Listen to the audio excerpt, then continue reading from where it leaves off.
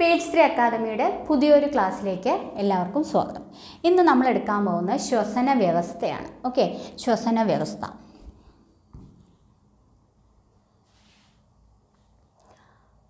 എന്താണ് ശ്വസനത്തിൽ നടക്കുന്നത്? ആഹാരത്തിൽ നിന്നും ഊർജം സ്വതന്ത്രമാകുന്ന പ്രക്രിയയാണ് ശ്വസനം. ഓക്കെ, നമ്മൾ ഓക്സിജൻ എടുക്കുന്നു, കാർബൺ ഡൈ ഓക്സൈഡ് പുറത്തേക്ക് വിടുന്നു. അതുമാത്രമല്ല, ശ്വസനം എന്ന് പറയുന്നത് ആഹാരത്തിൽ നിന്നും ഈ ഒരു വാതകത്തിൻ്റെ സഹായത്തോടുകൂടെ ഊർജം സ്വതന്ത്രമാകുന്ന ഒരു അവസ്ഥയാണ് എന്ത്? ശ്വസനം എന്ന് പറയുന്നത്. പിന്നെ വായു ശ്വസനം. ഓക്സിജൻ്റെ സഹായത്തോടെ ഊർജം സ്വതന്ത്രമാകുന്ന പ്രക്രിയയാണ് വായു ശ്വസനം. നമ്മളിലൊക്കെ എന്താ വരുന്നത്? വായു ശ്വസനമാണ് വരുന്നത്. ഓക്സിജൻ്റെ സഹായത്തോടു കൂടിയാണ്. മസിൽസിലൊക്കെ ചിലപ്പോൾ എയറോബിക് ആയിട്ടുള്ള കാര്യങ്ങൾ ചെയ്യേണ്ട വായു ശ്വസനം നടക്കുന്നുണ്ട്, അനൈറോബിക് ആയിട്ടുള്ള കാര്യങ്ങൾ നടക്കുന്നുണ്ട്. എങ്കിലും മെയിനായിട്ടും ഓക്സിജൻ്റെ സഹായത്തോടു കൂടിയിട്ടുള്ള ഊർജം സ്വതന്ത്രമാക്കുന്നു. ഇനി അവായു ശ്വസനം, അവിടെ എന്താ ആവശ്യമില്ല? ഓക്സിജൻ ആവശ്യമില്ല. ചില ബാക്ടീരിയയിലൊക്കെ എന്താ നടക്കുന്നത്? അവായു ശ്വസനമാണ്. ഓക്സിജൻ്റെ സഹായമില്ലാതെ ഊർജം സ്വതന്ത്രമാകുന്ന പ്രക്രിയയാണ് എന്ത്? അവായു ശ്വസനം. അപ്പോൾ ആലോചിച്ച് വയ്ക്കുക, വായു, ഓക്സിജൻ. അവായു ശ്വസനം ഓക്സിജൻ്റെ സഹായം ഇല്ലാത്ത, ആവശ്യമില്ലാതെ. ഓക്കെ, ഇനി കുറേ ജീവികളിലുള്ള ശ്വസന അവയവങ്ങൾ നമുക്ക് നോക്കാം. സ്പോഞ്ച്, നിഡേറിയ, പ്ലാറ്റിഹെൽമിന്തസ്, അവിടെയൊക്കെ സിമ്പിൾ ഡിഫ്യൂഷൻ വഴിയാണ്. സരള വിസരണ പ്രക്രിയ, സിമ്പിൾ ഡിഫ്യൂഷൻ. രണ്ടും ആലോചിച്ച് വയ്ക്കുക കേട്ടോ. സിമ്പിൾ ഡിഫ്യൂഷൻ വഴിയാണ് സ്പോഞ്ച്, നിഡേറിയ, പ്ലാറ്റിഹെൽമിന്തസിലൊക്കെ എന്ത് നടക്കുന്നത്? ശ്വസനം നടക്കുന്നത്. അടുത്ത് മണ്ണിര, അട്ട, ഉഭയജീവികൾ അല്ലേ? ഉഭയജീവികൾ, ജലത്തിലും കരയിലും ജീവിക്കുന്ന ഉഭയജീവികൾ. ഇവരുടെയൊക്കെ എന്താണ്? ആർദ്ര പുറം തൊലി, മോയ്സ്റ്റ് ആയിട്ടുള്ള ക്യൂട്ടിക്കിൾ. മണ്ണിര, അട്ട, ഉഭയജീവികൾ. ഫ്രോഗിൽ പക്ഷെ രണ്ടും ഉണ്ട്, ലെങ്സും ഉണ്ട്. മോയ്സ്റ്റ് ആയിട്ടുള്ള സ്കിന്ന് വഴിയും എന്ത് നടക്കുന്നുണ്ട്? ശ്വസനം നടക്കുന്നുണ്ട്. ഷഡ്പദങ്ങൾ. ഇൻസെക്റ്റിൽ നാളീശൃംഖല, ഷഡ്പദങ്ങളിൽ നാളീശൃംഖല വഴിയാണ് ശ്വസനം നടക്കുന്നത്. ജലാർത്രോപോഡുകൾ, അക്വാട്ടിക് ആയിട്ടുള്ള ആർത്രോപോഡിൽ ചെകിളകൾ വഴിയാണ് ശ്വസനം നടക്കുന്നത്. കരയിലെ ആർത്രോപോഡുകൾ, ശ്വാസകോശം. കരയിലെ ഇത് അക്വാട്ടിക് ആർത്രോപോഡ് ചെകിള, കരയിലെ ആർത്രോപോഡുകൾ ശ്വാസകോശം. ഓക്കെ, അടുത്ത് അമീബ, കോശസ്തരം അല്ലേ? അമീബ ആകെത്രയല്ലേ ഉള്ളൂ, അതിൽ വേറെ കാര്യങ്ങളൊന്നും ഇല്ലല്ലോ. അപ്പോൾ അതിൽ ഈ കോശസ്തരം വഴിയാണ് എന്ത് നടക്കുന്നത്? ശ്വസനം നടക്കുന്നത്. പാറ്റ, ശ്വസന നളികകൾ. വായുവിൽ നിന്നും നേരിട്ട് കോശങ്ങളിലേക്ക് പ്രവേശിക്കുന്നു. അല്ലാതെ ലങ്സ് നമ്മുടേത് പോലെയുള്ള ഒരു ഡിഫിക്കൽട്ടായിട്ടുള്ള ഒരു വ്യവസ്ഥയൊന്നും അവിടെയില്ല. മത്സ്യത്തിലെ ഗിൽസ് അല്ലേ? ശകുലങ്ങൾ ഗിൽസ് വഴി ലോമികളിലൂടെ രക്തത്തിലേക്ക്. എട്ടുകാലി ബുക്ക്ലെങ്ങുകൾ, ഇത് ഓർത്ത് വയ്ക്കുക. എട്ടുകാലി ബുക്ക്ലെങ്സ്. വായുവിൽ നിന്നും അതും നേരിട്ടാണ് എന്ത് വരുന്നത്? ഓക്സിജൻ അതിലേക്ക് കടക്കുന്നത്.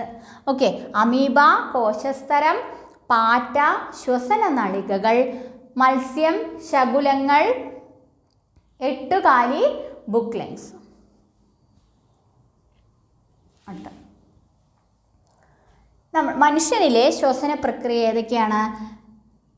ഉച്ഛ്വാസം, നിശ്വാസം. ഉള്ളിലേക്ക് എടുക്കുന്നത് ഉച്ഛ്വാസം, പുറത്തേക്ക് വിടുന്നത് നിശ്വാസം.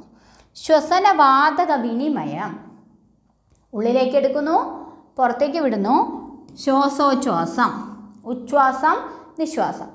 ഉള്ളിലേക്ക് എടുക്കുന്നവൻ അതിനുശേഷം ശ്വസനവാതക വിനിമയം, ഓക്സിജൻ്റെ വിനിമയം നടക്കുന്നുണ്ട്. ഓക്സിജൻ രക്തത്തിലേക്കും രക്തത്തിൽ നിന്ന് കോശങ്ങളിലേക്കും എത്തുന്നതാണ് ശ്വസനവാതക വിനിമയം. അതിനുശേഷം കോശ ശ്വസനം, ഓക്സിജൻ രക്തത്തിൽ നിന്നും കോശങ്ങളിലെത്തി അവിടെ എന്താണ് ഗ്ലൈക്കോളിസിസും അങ്ങനെയുള്ള കോശ ശ്വസന പ്രക്രിയകൾ നടക്കുന്നുണ്ട്. ക്ലിയർ? അപ്പോൾ ഘട്ടങ്ങൾ ശ്വാസോച്ഛ്വാസം, അതിൽ വരുന്നതാണ് ഉച്ഛ്വാസവും നിശ്വാസവും, ശ്വസനവാതക വിനിമയം, പിന്നെയോ കോശ ശ്വസനം. അടുത്തത് ശ്വസന വ്യവസ്ഥയുടെ ഭാഗങ്ങളാണ് കേട്ടോ.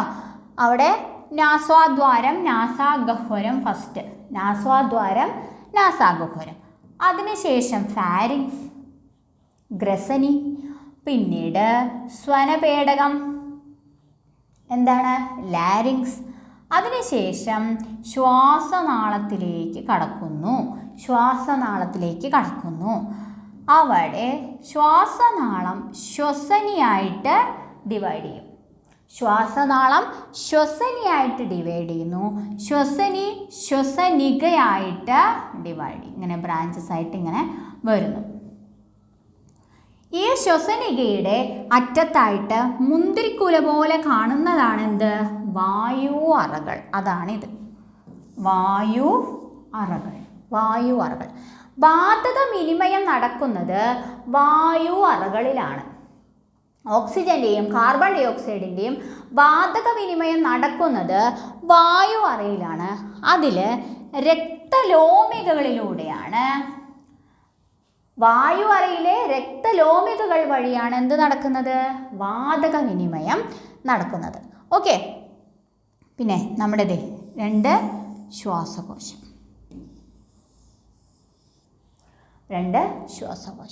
ഓക്കെ, നാസാദ്വാരം, നാസാഗഹ്വരം, ദ്വാരം കഴിഞ്ഞ് ഗഹ്വരം, ഗ്രസനി ഫാരിങ്സ്, സ്വനപേടകം ലാരിങ്സ്, ശ്വാസനാളം ശ്വസനി, ശ്വസനിക വായുവറ. അങ്ങനെയാണ് ശ്വസന വ്യവസ്ഥയുടെ ഭാഗങ്ങൾ. നോക്കാം. ബാഹ്യരാസാന്ത്രം അല്ലേ, എക്സ്റ്റേണൽ നോസ്ട്രിൽസ് മൂക്കിൽ, അത് കഴിഞ്ഞിട്ട് നാസികാപാത നാസൽ പാസേജ്, അതിനുശേഷം നാസാഗഹ്വരം നാസൽ ക്യാവിറ്റിയിലേക്ക് പോകുന്നു. അവിടെ നിന്ന് ഗ്രസനി, ക്ലോമമുഖം ഗ്ലോട്ടിസ്, പിന്നെ സ്വനപേടകം. ഗ്ലോട്ടിസിൽ നിന്ന് പറയുന്നത് സ്വനപേടകത്തിൻ്റെ തൊട്ട് മുകളിലുള്ള ഒരു ഭാഗമാണ് കേട്ടോ. സ്വനപേടകത്തിൽ നിന്ന് ശ്വാസനാളത്തിലേക്ക് ട്രക്കിയ, ദെൻ പ്രഥമ ശ്വസനി പ്രൈമറി ബ്രോങ്കൈ, പിന്നെ ദ്വിതീയ ശ്വസനി സെക്കൻഡറി ബ്രോങ്കൈ. 2 സ്പ്ലിറ്റ് ചെയ്ത് വേണം. പ്രഥമ ശ്വസനി, ദ്വിതീയ ശ്വസനി, അതിനുശേഷം 3ാമത്തെ ശ്വസനിയിലേക്ക്, പിന്നെ ശ്വസനിക, പിന്നെ ഏറ്റവും അറ്റത്തുള്ള അഗ്രശ്വസനിക. പിന്നെ ഇതൊന്നും ഇതില്ല കേട്ടോ, നമുക്ക് ശ്വാസനാളം ശ്വസനിക എന്നുള്ളത് മതി കേട്ടോ. പിന്നെ വായു അറയിലേക്ക് വരുന്നു. ഇതാണ് നമ്മുടെ വാതകത്തിൻ്റെ ഒരു സഞ്ചാരം എന്ന് പറയുന്നത്. അടുത്തത് വലതു ശ്വാസകോശത്തിന് 3 ദളങ്ങളും ഇടത് ശ്വാസകോശത്തിന് 2 ദളങ്ങളുമാണ് ഉള്ളത്. വലത് ശ്വാസകോശത്തിന് 3 ദളം, ഇടത് ശ്വാസകോശത്തിന് 2 ദളങ്ങൾ. ഇനി ശ്വാസകോശത്തിനെ ആവരണം ചെയ്തിരിക്കുന്ന സ്ഥലമാണ് എന്ത്? പ്ലൂറ. ഓർത്തിരിക്കുക, ഇതൊരു ഇരട്ട സ്ഥലമാണ്. ശ്വാസകോശത്തെ ആവരണം ചെയ്തിരിക്കുന്ന സ്ഥലം ഇരട്ട സ്ഥലമാണ്. അതിന് പറയുന്ന പേര് പ്ലൂറ. ഇനി ഈ പ്ലൂറ ഇരട്ട സ്ഥലമാണ് അല്ലേ. ഈ സ്ഥലങ്ങൾക്കിടയിൽ പ്ലൂറൽ ദ്രവം നിറഞ്ഞിരിക്കുന്നു. പ്ലൂറേൻ്റെ ഇരട്ട സ്ഥലത്തിലെ ഇടയിൽ പ്ലൂറൽ ദ്രവം നിറഞ്ഞിരിക്കുന്നു. എന്തിനാണ് പ്ലൂറൽ ദ്രവം? ഈ രണ്ട് സ്ഥലങ്ങളും തമ്മിൽ ഉരഞ്ഞ് ഘർഷണം ഉണ്ടാവാതിരിക്കാൻ, ഘർഷണം കുറയ്ക്കാനാണ് എന്ത് അവിടെ ഉള്ളത്? പ്ലൂറൽ ദ്രവം ഉള്ളത്. ശ്വാസകോശത്തിൻ്റെ ഇരട്ട സ്ഥലം, ശ്വാസകോശത്തെ പൊതിഞ്ഞിരിക്കുന്ന ഇരട്ട സ്ഥലമാണ് പ്ലൂറ. ഇരട്ട സ്ഥലത്തിനിടയിൽ പ്ലൂറൽ ദ്രവം നിറഞ്ഞിരിക്കുന്നു. ഇത് ഘർഷണം കുറയ്ക്കാൻ സഹായിക്കുന്നു. ഇനി അടുത്ത പോയിന്റ്, ഘടനാപരവും പ്രവൃത്തിപരവുമായ ഘടകം. ശ്വാസകോശത്തിൻ്റെ ഘടനാപരവും പ്രവൃത്തിപരവുമായ, അല്ലേ, രണ്ടുമുണ്ട്. ഘടനാപരവും പ്രവൃത്തിപരവുമായ ഭാഗമാണ് എന്ത്? വായു അറ. വായു അറയിൽ വെച്ചാണ് എന്ത് നടക്കുന്നത്? വാതക വിനിമയം നടക്കുന്നത്.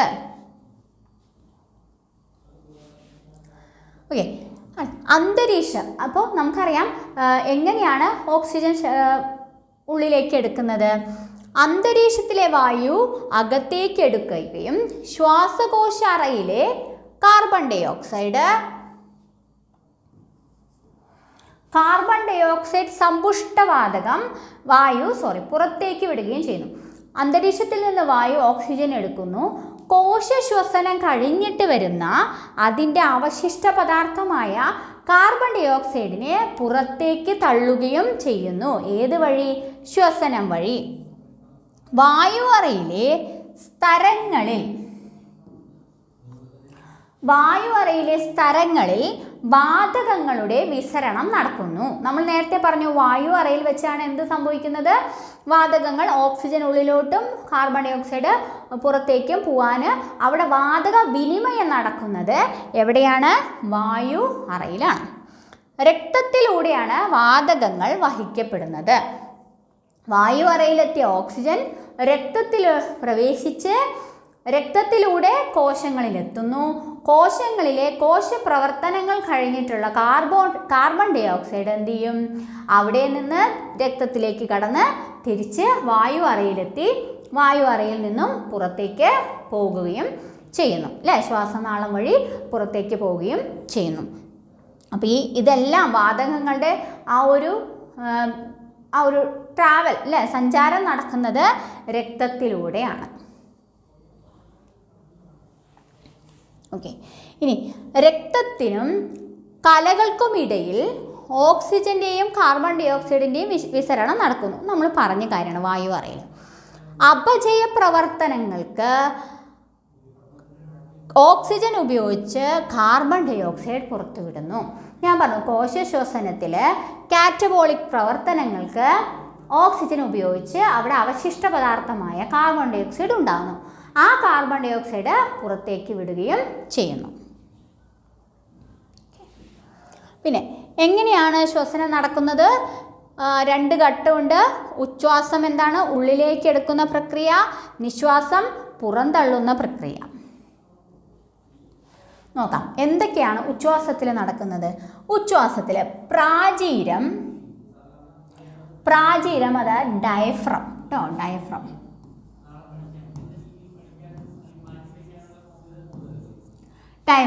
പ്രാചീരം ഇന്റർകോസ്റ്റൽ പേശികൾ ചുരുങ്ങുന്നു. ഇപ്പോൾ ശ്വാസം നമ്മൾ ഉള്ളിലേക്ക് എടുക്കുമ്പോൾ അവിടെ ഡയഫ്രവും ഇന്റർകോസ്റ്റൽ പേശികളും ചുരുങ്ങുന്നു. ഇനിയോ വാരിയെല്ലുകളും മാറെല്ലും ഉയരുന്നു. അപ്പോൾ അവിടെ എന്ത് സംഭവിക്കും? കുറച്ചും കൂടി സ്പേസ് ആവും, അല്ലേ? മാറല് ഉന്തി വരും, മാറലും വാരിയെല്ലുകളും ഇങ്ങനെ വരും. ഡയഫ്രം ഇങ്ങനെ താഴോട്ടിങ്ങനെ ചുരുങ്ങുക എന്ന് പറയുന്നത് അത് അവിടെ ഒരു സങ്കോചം വരുന്നു എന്നുള്ളതാണ് കേട്ടോ. മാറലും ഉയരുന്നു. അങ്ങനെ വരുമ്പോൾ തൊറാസിക് വ്യാപ്തം കൂടാനിടയാകുന്നു. തൊറാസിക് ഏരിയ, അല്ലേ, നമ്മുടെ കഴുത്തിൽ നിന്നും ആമാശയം വരെയുള്ള ഒരു ഭാഗമാണ് തൊറാസിക് ഏരിയ. ആ ഭാഗം എന്തായിട്ട് മാറും? അവിടെ വ്യാപ്തം കൂടുന്നു. ഓക്കെ, അതിനുശേഷം നമുക്കിത് ആദ്യം നോക്കിയിട്ട് പിന്നെ നിശ്വാസം നോക്കാം. അപ്പോൾ പ്രാചീരം ഡയഫ്രവും ഇന്റർകോസ്റ്റൽ പേശികളും ചുരുങ്ങുന്നു. വാരിയെല്ലുകളും മാറെല്ലുകളും ഉയരുന്നു. അതോടുകൂടി അവിടെ വ്യാപ്തം കൂടുന്നു. ഓക്കെ, നെക്സ്റ്റ് എന്താ സംഭവിക്കുന്നത്? അപ്പോൾ വ്യാപ്തം കൂടുതലായ ശ്വാസകോശത്തിനകത്ത് അന്തരീക്ഷ മർദ്ദത്തേക്കാൾ കുറവ് മർദ്ദമാണ് ഉണ്ടാകുക.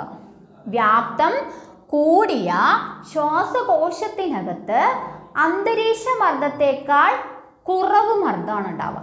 അപ്പം എന്ത് സംഭവിക്കും? മർദ്ദം കൂടിയ ഭാഗത്തു നിന്നും കുറഞ്ഞ ഭാഗത്തേക്ക് വായു സഞ്ചരിക്കും. ഒന്നും കൂടി പറയാം. ഉച്ഛ്വാസ സമയത്ത് പ്രാചീരം അഥവാ ഡയഫ്രം, ഇന്റർകോസ്റ്റൽ പേശികൾ ചുരുങ്ങുന്നു, മാറലും വാരിയലും ഉയരുന്നു.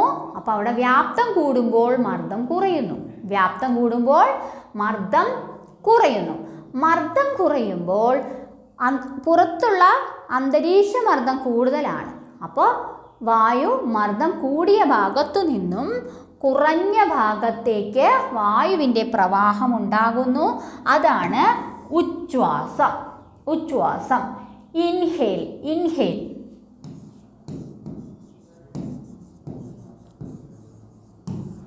ഇൻഹേൽ. ഇനി അടുത്തത് നമുക്ക് നിശ്വാസം നോക്കാം. നിശ്വാസം നോക്കാം. ഓക്കെ, അതിൽ പ്രാചീരവും ഇന്റർകോസ്റ്റൽ പേശികളും വികസിക്കുന്നു, അതായത് നോർമൽ അവസ്ഥയിലേക്ക് വരുന്നു. വാരിയെല്ലുകളും മാറെല്ലും താഴുന്നു. വാരിയെല്ലുകളും മാറെല്ലും താഴുന്നു. അപ്പോൾ അവിടെ എന്ത് സംഭവിക്കും? വ്യാപ്തം കുറയുന്നു. വ്യാപ്തം കുറയുമ്പോൾ ഉള്ളിലുള്ള മർദ്ദം കൂടുന്നു. വ്യാപ്തം കുറയുന്നു, ഉള്ളിലുള്ള മർദ്ദം കൂടുന്നു. മർദ്ദം കൂടിയ ഭാഗത്തു നിന്നും പുറത്തേക്ക് വായു പ്രവാഹം ഉണ്ടാകുന്നു. അതാണെന്ത്? നിശ്വാസം. എക്സ്ഹേൽ. അല്ലേ? പ്രാചീരം ഇന്റർകോസ്റ്റൽ പേശികൾ വികസിക്കുന്നു, നോർമൽ അവസ്ഥയിലേക്ക് വരുന്നു. വാരിയലും മാറലും താഴുന്നു. വ്യാപ്തം കുറയുന്നു, മർദ്ദം കൂടുന്നു. വ്യാപ്തം കുറയുമ്പോൾ മർദ്ദം കൂടുന്നു. മർദ്ദം കൂടുമ്പോൾ അതോ മർദ്ദം കൂടുന്നു. അങ്ങനെ ആവുമ്പോൾ മർദ്ദം കൂടിയ ശ്വാസകോശത്തിൽ നിന്നും അതിനെ കമ്പയർ ചെയ്യുമ്പോൾ കുറഞ്ഞ അന്തരീക്ഷത്തിലേക്ക്, മർദ്ദം കുറഞ്ഞ അന്തരീക്ഷത്തിലേക്ക് വായു പ്രവാഹം ഉണ്ടാകുകയും ചെയ്യുന്നു. ഇതാണ് എന്ത്? എക്സ്ഹേൽ, നിശ്വാസം. ഓക്കെ, എന്താണ്? എക്സ്ഹേൽ, നിശ്വാസം. ക്ലിയർ ആയല്ലോ? ഉച്ഛ്വാസം, നിശ്വാസം നമ്മൾ നോക്കി. എന്താണ് ഡയഫ്രം എന്നുള്ളത് നമുക്ക് നോക്കാം. ഡയഫ്രം എന്താണ്? ഔരാശയത്തെയും ഉദരാശയത്തെയും, തൊറാസിക് ക്യാവിറ്റിനെയും അബ്ഡോമിനൽ ക്യാവിറ്റിയെയും വേർതിരിക്കുന്ന ഭാഗമാണ്, പേശി പാളിയാണ് എന്ത്? ഡയഫ്രം എന്ന് പറയുന്നത്.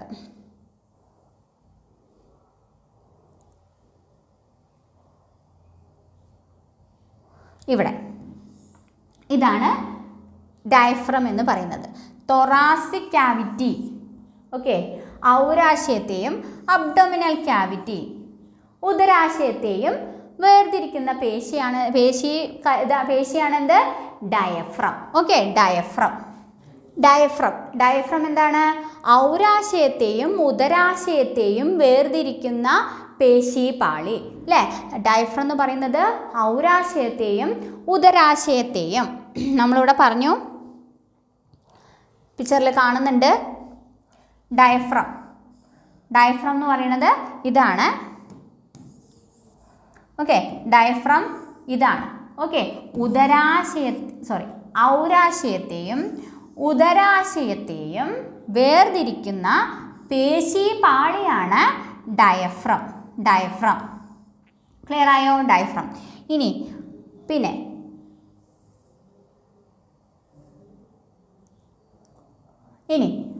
നമ്മൾ പറഞ്ഞു ഡയഫ്രത്തിൻ്റെയും ഇന്റർകോസ്റ്റൽ പേശികളും പറഞ്ഞു അല്ലേ. ഇന്റർകോസ്റ്റൽ പേശികൾ എന്ന് പറഞ്ഞാൽ എന്താ? വാരിയല്ലുകൾക്കിടയിലെ പേശിയാണ് ഇന്റർകോസ്റ്റൽ പേശി എന്ന് പറയുന്നത്.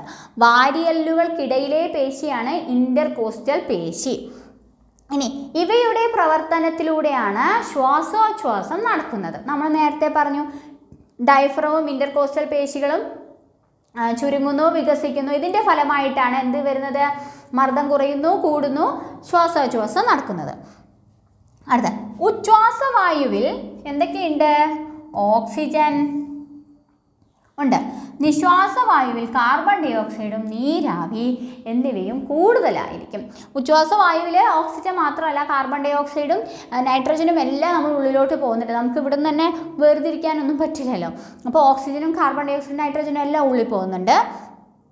അപ്പോൾ അതിൽ കൂടുതൽ ആരായിരിക്കും? ഓക്സിജൻ ആയിരിക്കും. തിരിച്ചു വരുന്ന നിശ്വാസവായുവിൽ കാർബൺ ഡൈ ഓക്സൈഡും നീരാവിയുമായിരിക്കും കൂടുതലായിട്ട് ഉണ്ടാവുന്നത്. അപ്പോൾ ശ്രദ്ധിക്കുക കേട്ടോ. അടുത്തത് ഇനി വൈറ്റൽ കപ്പാസിറ്റിയും ടൈഡൽ വോളിയവുമാണ് നമ്മൾ നോക്കാൻ പോകുന്നത്. ഇനി ടൈഡൽ വോളിയം എന്ന് പറഞ്ഞാൽ എന്താ? ഒരു നമ്മൾ സാധാരണ ശ്വാസോച്ഛ്വാസം ഇങ്ങനെ എടുക്കുന്ന സമയത്ത് നമ്മുടെ ശ്വാസകോശങ്ങൾ ശ്വാസകോശങ്ങൾക്കകത്തേക്കും പുറത്തേക്ക് പോകുന്ന വായുവിൻ്റെ അളവാണ് ടൈഡൽ വോളിയം. സാധാരണ നമ്മൾ എക്സ്ട്രാ വർക്കുകളൊന്നും ചെയ്യാതെ നോർമലായിട്ടിരിക്കുന്ന സമയത്ത് നടക്കുന്ന ശ്വാസോച്ഛ്വാസ വേളയിൽ പുറത്തേക്കും അകത്തേക്കും എടുക്കുന്ന വായുവിൻ്റെ അളവിനെയാണ് എന്ത് പറയുന്നത്? Tidal volume. അതെപ്പോഴും എത്രയായിരിക്കും? 500 ml അഥവാ 1/2 ലിറ്റർ. 500 ml അഥവാ 1/2 ലിറ്റർ ആയിരിക്കും. ഓക്കെ, പുറത്തേക്കും അകത്തേക്കും എടുക്കുന്ന വായുവിൻ്റെ അളവിനെയാണ് എന്ത് പറയുക? ടൈഡൽ വോളിയം എന്ന് പറയുന്നത്. അതെത്രയാണ്? ഏകദേശം 500 ml അഥവാ 1/2 ലിറ്റർ ആയിരിക്കും. അടുത്തത് വൈറ്റൽ കപ്പാസിറ്റി. നോക്ക്, ശ്വാസകോശങ്ങൾക്ക് നമ്മൾ നല്ലോണം ശ്വാസം എടുക്കുകയാണ്. അപ്പോൾ അങ്ങനെ എടുക്കുമ്പോൾ നമ്മൾ പരമാവധി നമ്മുടെ ശ്വാസകോശത്തിന് ഉൾക്കൊള്ളാൻ കഴിയുന്ന വായുവിൻ്റെ അളവാണ് വൈറ്റൽ കപ്പാസിറ്റി. നമ്മൾ പറയില്ല എത്ര കപ്പാസിറ്റി ഉണ്ട് നോക്കട്ടെ എന്ന്. അതുപോലെ വൈറ്റൽ കപ്പാസിറ്റി എന്ന് പറയുന്നത് ശ്വാസകോശങ്ങൾക്ക് പരമാവധി ഉൾക്കൊള്ളാൻ കഴിയുന്ന വായുവിൻ്റെ അളവാണ് വൈറ്റൽ കപ്പാസിറ്റി എന്ന് പറയുന്നത്. സ്ത്രീകൾക്ക് ഇത് 3 ലിറ്ററും പുരുഷന്മാർക്ക് 4.5 ലിറ്ററുമാണ് കപ്പാസിറ്റി. സ്ത്രീകളിൽ 3 ലിറ്ററാണ് വൈറ്റൽ കപ്പാസിറ്റി, പുരുഷന്മാരിൽ 4.5 ലിറ്ററാണ് വൈറ്റൽ കപ്പാസിറ്റി എന്ന് പറയുന്നത്. ക്ലിയർ? ഇത് ഇമ്പോർട്ടൻ്റ് ആണ്. ടൈഡൽ വോളിയം എന്ന് പറയുമ്പോൾ നോർമലായിട്ട് നമ്മുടെ ഇൻഹേലും എക്സ്ഹേലും ഒക്കെ നടക്കുമ്പോൾ ആ ഒരു പുറത്തേക്കും അകത്തേക്കും കടക്കുന്ന വായുവിൻ്റെ അളവാണ് ടൈഡൽ വോളിയം. 500 ml ആണ് അഥവാ 1/2 ലിറ്ററാണ്. വൈറ്റൽ കപ്പാസിറ്റി എന്ന് പറയുമ്പോൾ നമുക്ക് എത്ര ഉൾക്കൊള്ളാൻ കഴിയും, നമ്മുടെ ശ്വാസകോശത്തിന് എത്ര വായു ഉൾക്കൊള്ളാൻ കഴിയും എന്നുള്ളതാണ് എന്ത്? Vital capacity. സ്ത്രീകളിൽ അത് 3ഉം പുരുഷന്മാരിൽ അത് 4.5 ലിറ്ററുമാണ്. ഓക്കെ, ഇത് നേരത്തെ പറഞ്ഞ കാര്യമാണ്. ഒന്നും കൂടെ ജസ്റ്റ് ഒരു ബോക്സിലാക്കിയിട്ട് സിമ്പിളായിട്ട് പറഞ്ഞു നോക്കാം. ഉച്ഛ്വസിക്കുമ്പോൾ ഡയഫ്രം ചുരുങ്ങി നിവരുന്നു ഇങ്ങനെ കേട്ടോ. ഇൻ്റർകോസ്റ്റൽ ചുരുങ്ങി നിവരുന്നു. വാരിയെല്ലുകൾ ഉയരുന്നു. ഔരാശ്യവ്യാപ്തം കൂടുന്നു. മർദ്ദം കുറയും. അപ്പോൾ മർദ്ദം കുറഞ്ഞ ഭാഗത്തേക്ക് അന്തരീക്ഷ മർദ്ദം കൂടുതലാണ്. അവിടെ നിന്ന് വായു ഉള്ളിലേക്ക് എടുക്കുന്നു, വായു ഉള്ളിലേക്ക് പ്രവേശിക്കുന്നു. ഇവിടെയോ നിശ്വസിക്കുമ്പോൾ നിശ്വാസത്തിൽ ഡയഫ്രം വിശ്രമാവസ്ഥയിൽ ഇങ്ങനെ വരും, വളഞ്ഞു വരും. വാരിയെല്ലുകൾ താഴുന്നു, വ്യാപ്തം കുറയുന്നു. അപ്പോൾ അവിടെ മർദ്ദം കൂടുന്നു. മർദ്ദം കൂടിയ ഭാഗത്തു നിന്നും കുറഞ്ഞ അന്തരീക്ഷ മർദ്ദത്തിലേക്ക് വായു പുറത്തേക്ക് പോവുകയും ചെയ്യും. നമ്മൾ പറഞ്ഞതാണ്. ഓക്കെ, ഇനി വാതക വിനിമയം നടക്കുന്നത് നോക്കാം. ഓക്കെ, ശ്വാസകോശം വരെയുള്ളത് പറഞ്ഞു അല്ലേ? വായുവാറ വരെ, നാസാഗഹ്വരം അതെല്ലാം എല്ലാം നമ്മൾ പറഞ്ഞതാണ്. പിന്നെ അത് കഴിഞ്ഞിട്ട് ശ്വാസകോശത്തിലെത്തി, നമ്മുടെ വായു ശ്വാസകോശത്തിലെത്തി. അവിടെ നിന്ന് വായു അറയിലേക്കെത്തി. വായു അറയിലെ രക്തലോമികകൾ ഉണ്ട്. വായു അറയിൽ രക്തലോമികകളുണ്ട്. അവിടെ രക്തത്തിലുള്ള അരുണരക്താണുക്കളിലെ റെഡ് ബ്ലഡ് സെല്ലിലെ അരുണരക്താണുക്കളിലെ ഹീമോഗ്ലോബിനുമായിട്ട് ആര് ചേരുന്നു? ഓക്സിജൻ കൂട്ടുകൂടും, ഓക്സിജൻ ചേരുന്നു.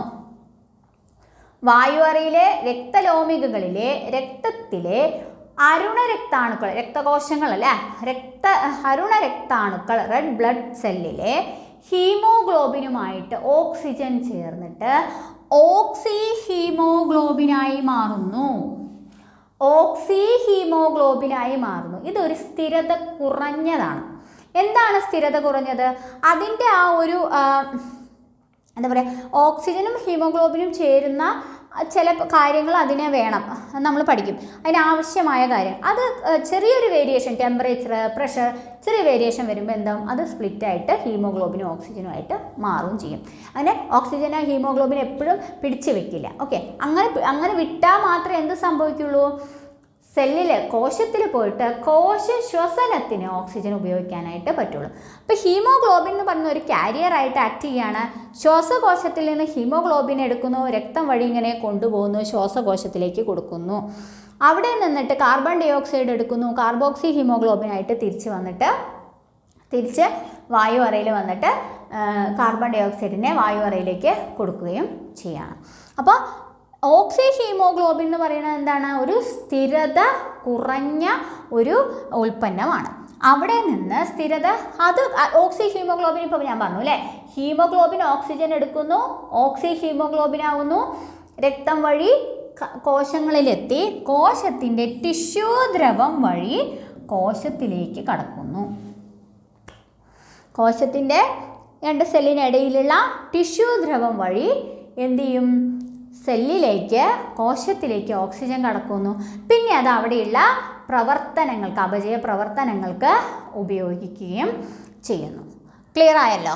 അപ്പോൾ വായു അറ, രക്തലോമികളിലെ രക്തത്തിലുള്ള അരുണരക്താണുക്കൾ ആർ ബി സിയിലെ ഹീമോഗ്ലോബിൻ ഓക്സിജനെയും കൂട്ടി ഓക്സി ഹീമോഗ്ലോബിനായി. അത് സ്ഥിരത കുറഞ്ഞതാണ്. ആ ഓക്സി ഹീമോഗ്ലോബിൻ രക്തത്തിലൂടെ വന്ന് കോശത്തിൻ്റെ ടിഷ്യൂ ദ്രവത്തിലൂടെ കോശത്തിലേക്ക് കടന്ന് പ്രവർത്തനങ്ങളിൽ ഏർപ്പെടുന്നു. ഓക്കെ, ഇനി നേരെ തിരിച്ചെന്താ സംഭവിക്കുന്നത്, കോശത്തിൽ നിന്ന് കാർബൺ ഡൈ ഓക്സൈഡിനെ തിരിച്ചെടുക്കും അല്ലേ. ആളവിടെ കൊടുത്തു, ഓക്സിജനെ കൊടുത്തിട്ട് കാർബൺ ഡൈ ഓക്സൈഡ് എടുത്തിട്ട് കാർബൺ ഡൈ ഓക്സൈഡും ഹീമോഗ്ലോബിനും ചേർന്ന് കാർബമിനോ ഹീമോഗ്ലോബിൻ, നേരത്തെ ഞാൻ തെറ്റി പറഞ്ഞു, കാർബോക്സി ഹീമോഗ്ലോബിൻ, അത് നമുക്ക് വരുന്നുണ്ട് കേട്ടോ. ഓക്കെ, ഇപ്പോൾ കാർബമിനോ ഹീമോഗ്ലോബിൻ ആയിട്ട് മാറി.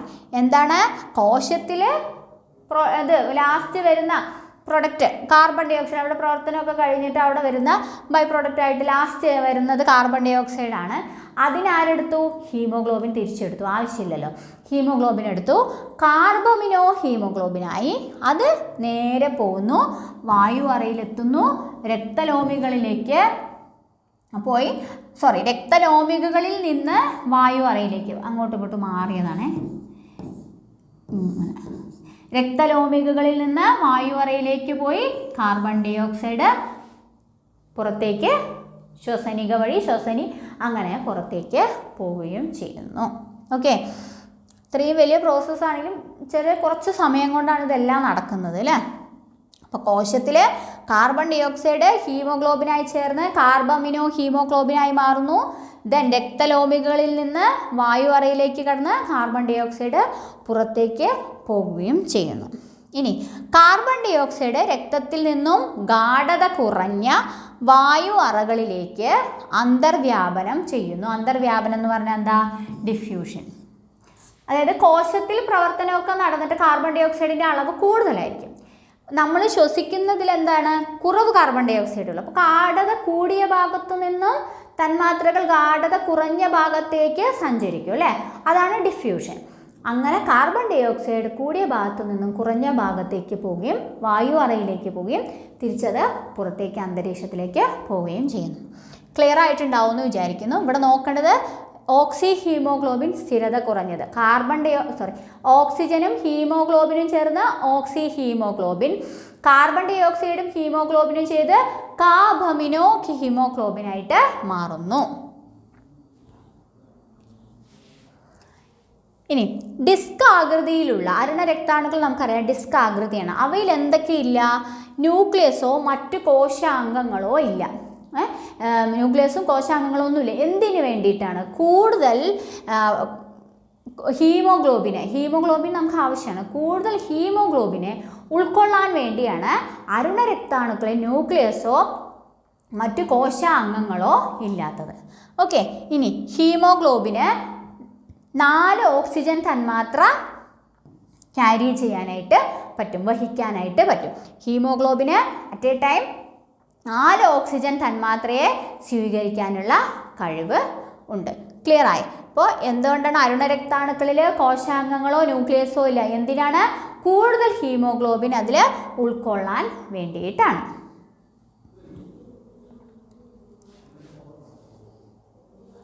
ഇനി നേരത്തെ ഞാനൊരു പേര് തെറ്റി പറഞ്ഞു, കാർബോക്സി ഹീമോഗ്ലോബിൻ. അതെന്താണെന്നറിയോ?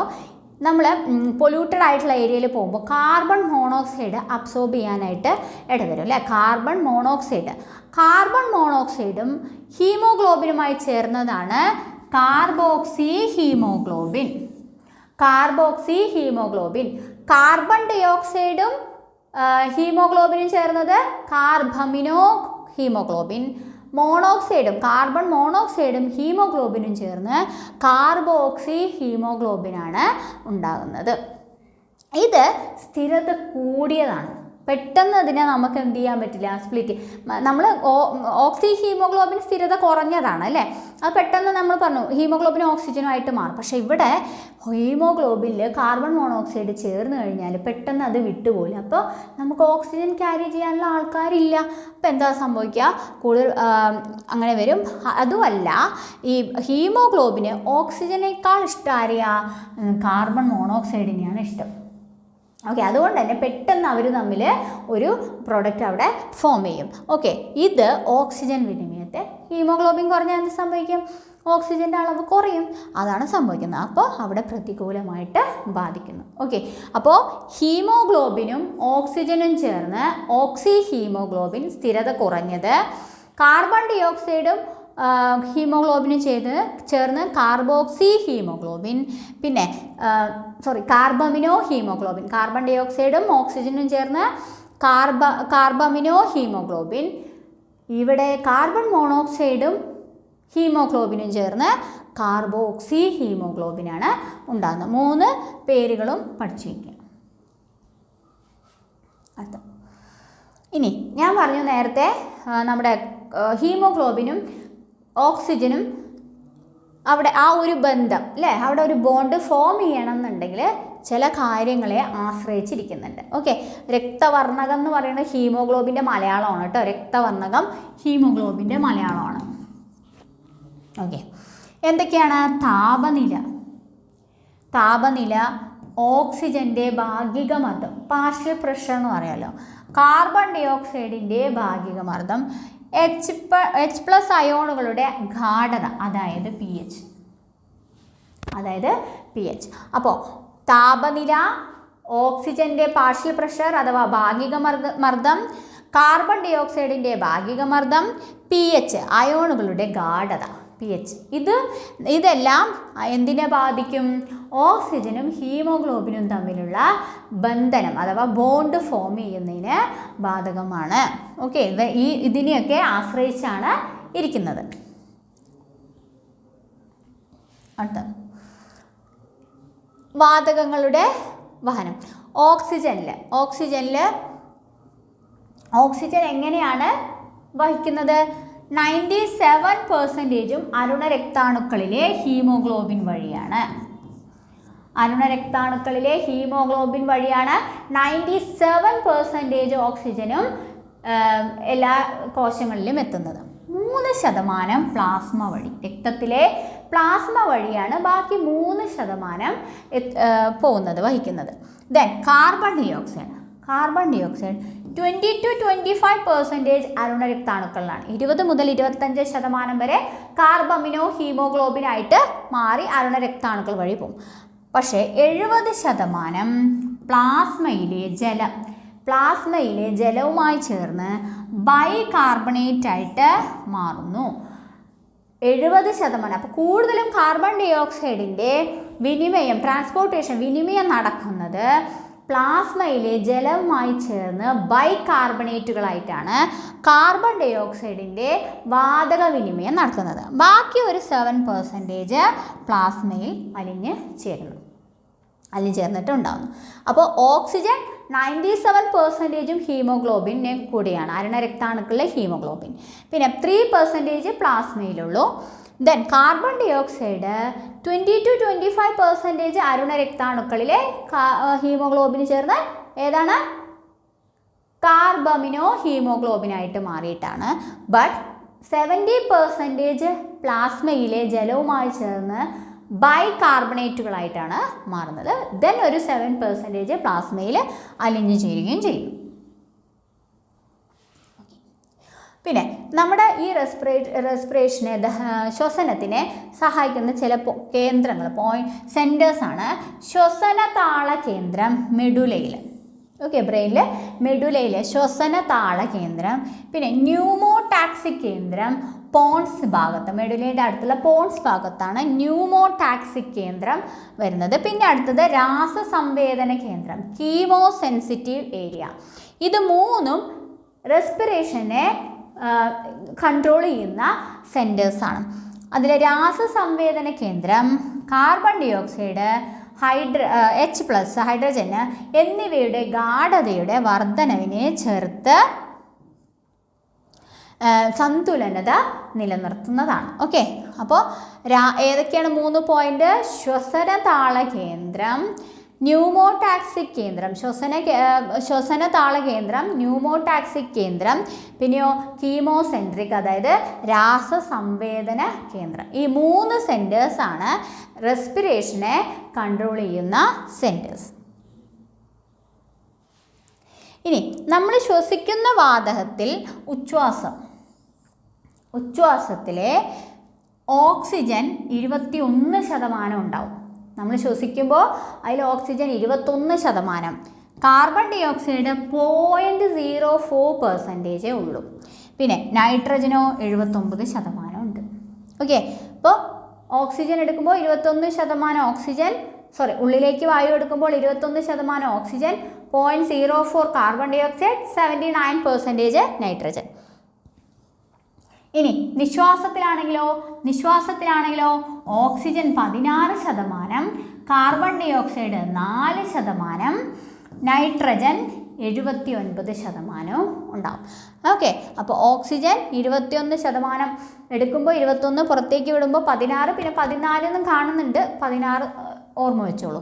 പിന്നെ കാർബൺ ഡൈ ഓക്സൈഡ് 0.04% എടുക്കുമ്പോൾ പുറത്തേക്ക് വരുമ്പോൾ പ്രവർത്തനമൊക്കെ കഴിഞ്ഞിട്ട് വരുന്നത് കാർബൺ ഡൈ ഓക്സൈഡ് 4%, നൈട്രജൻ അങ്ങോട്ടും ഇങ്ങോട്ടും 79%. ഓക്കെ, ഇനി ശ്വസനേന്ദ്രിയ രോഗങ്ങളാണ്. ഒന്ന് ആസ്മ, അല്ലേ? എന്താണ്? ശ്വസനിയുടെയും ശ്വസനികയുടെയും വീക്കം കൊണ്ട് അവിടെ ഉണ്ടാകുന്ന എന്തെങ്കിലും അണുക്കളോ എന്തെങ്കിലും വേർന്നിട്ട് ഉണ്ടാകുന്നതാണ്, വീക്കത്താൽ ഉണ്ടാകുന്നതാണ് എന്ത്? ആസ്മ എന്ന് പറയുന്നത്. ഓക്കെ, പിന്നെ എംഫിസിമ വായു അറകളിലെ ചുവരുകൾ നശിക്കുന്നു. അതായത് പുകവലിയും ഒക്കെ കാരണം വായു അറയിലെ ആ ഭാഗം അതിൻ്റെ ഭിത്തികളൊക്കെ നശിച്ചു പോകും. അപ്പോൾ എന്താവും? കൂടുതൽ വാതക വിനിമയം നടക്കാതെ അവിടെ വരും. അതാണ് എന്ത്? എംഫിസീമ എന്നുള്ളത്. പിന്നെ സിലിക്കോസിസും ആസ്ബസ്റ്റോസിസും ഓക്കെ, തൊഴിൽജന്യ രോഗങ്ങളാണ്. ഓക്കെ,